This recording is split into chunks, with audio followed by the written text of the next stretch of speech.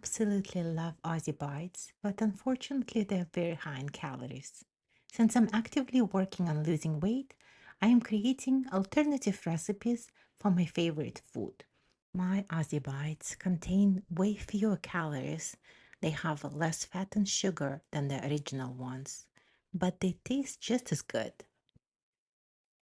The key ingredient here is Kabocha Squash. I cook it weekly as part of my meal prep. Kabocha squash is a low-calorie food. It's high in fiber. It contains important nutrients like beta-carotene, iron, vitamin C, and potassium. And it helps with weight management and blood sugar regulation. For our recipe, we need 200 grams of previously baked kabocha squash. We need 100 grams of banana. An optional step is to fry them on a non-stick frying pan for 2 minutes on each side, which intensifies their flavor. We need 40 grams of raisins and 3 prunes soaked in hot water for a few minutes to soften them.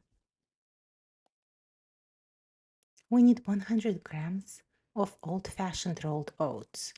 Process them on medium speed for 1 minute to make coarse flour. To the oatmeal flour, we add our kabocha squash, bananas, drained raisins and prunes, 2 tablespoons of hemp seeds, 2 tablespoons of chia seeds, 2 tablespoons of flaxseed meal, 2 tablespoons of erythritol and monk fruit sweetener. It tastes very similar to cane sugar. 1 tablespoon of pumpkin pie spice, a pinch of salt, half a teaspoon of baking soda, 1 teaspoon of vanilla extract, and quarter of a cup of water. Process on medium speed for 2 minutes until it's all combined. Lightly grease the muffin pan with avocado oil.